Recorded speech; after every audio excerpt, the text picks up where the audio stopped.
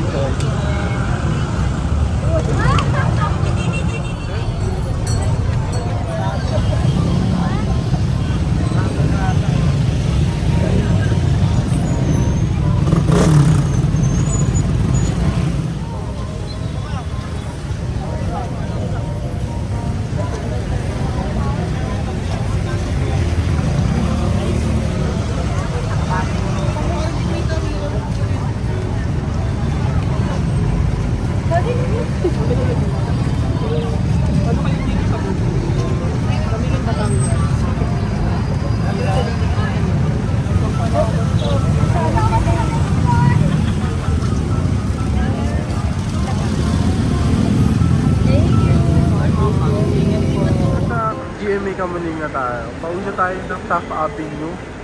So nakakapagod, ang daming tao, ang daming nangyari na umuulan na lahat. So waiting na tayo sa daming tao.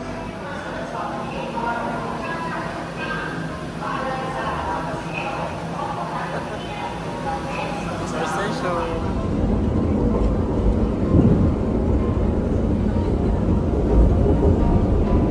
So ayun guys, nakita nyo naman sa vlog natin sa Pride March, more on ano tayo, montage dahil sobrang lakas ng mga tugtog and super worth it ang pagpunta dahil party and enjoy lang namin yung mismong moment ng Pride Month, diba? Ang perfect, umaraw, umulan, tuloy pa rin ang laban, pero hindi nga natuloy kasi nga di na araw ulan, bagyo na ang dinanas namin doon, tawa kami ng tawa and super enjoy and nakakamiss lang, sinama ko yung part na nag Pride Month kami nila Kuya Lloyd na kompleto kami, nakaano talaga kami noon, naka-van, tapos kumain muna kami sa labas bago kami pumunta ng alam ko sa Marikina to eh.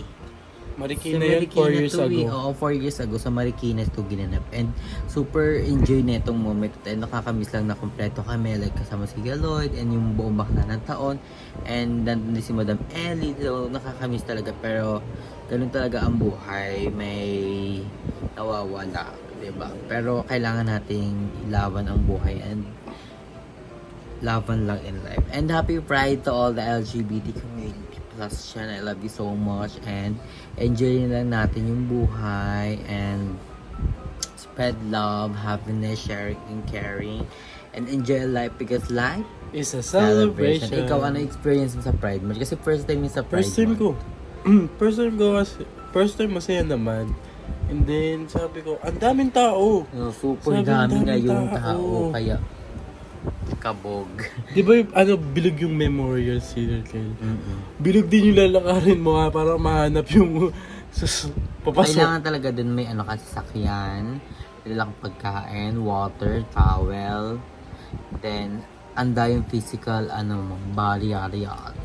So yun guys, yun nandun kami sa may sa East Avenue papuntang Memorial Circle. Naglakad lang tayo. Naglakad lang kami. Grabe ang nilakad namin ang haba. Pero it's worth it Worth naman it kasi may naman. mga banda-banda. Banda, yung mga May mga tambol-tambol, may mga sumasayaw. Kaya na-entertain din kami. And ang perfect din kasi may iba't ibang taong may iba't ibang kabilo, Oo. ka-pictures lang ito, kwentuhan Ang ng perfect. konti. So, ayun, kahit mag-isa lang ako doon, kasi dapat may kita kami, diba? Nung kaso lang hindi kami nagkita kasi nga umulan. So, first time namin together mag-Pride Month. Di man ako nakapagpa-picture kasi nga, paggabi na rin yun, saka umulan. So, pero ganda. at least ang mahalaga is nag-enjoy. Yun naman yung mahalaga. So, diba? pumunta kami kasi 3 p.m. Oo, tapos nag-LRT Nag-LRT kami. Ang haba. Papunta guys. MRT pala. Oo, MRT papunta. Hindi naman masyadong madaming tao. Pero pag pauwi na kabog, ay die. Siksikan. Uy, pumila tayo ng MRT. Oo nga, pero nga nakapaupo tayo na, diba? So, ayun guys. So, dito na natin tatapusin ang ating vlog. So, binagyo ko pala kami dun sa Pride Month. Nakakaloka. At least, buti na lang may dala tayong mga extra damit. And nakumain muna kami bago kami pumunta doon. Kasi hirap makabili ng food. At ang bongga kasi sa kanila, may parking coat sila na bilog. Ang bongga. Pinagandaan yung Pride Month. Sayang nga hindi nakapag-perform si Meme Vice, yung Beanie, yung iba pang performer. Diba? Pero mali mo naman sa susunod, diba? So, thank you so much for watching, guys. Ingat kayo palagi, stay healthy and fresh. And a happy Pride to all the LGBT community plus. Ingat kayo palagi. I love you so much. Thank you guys.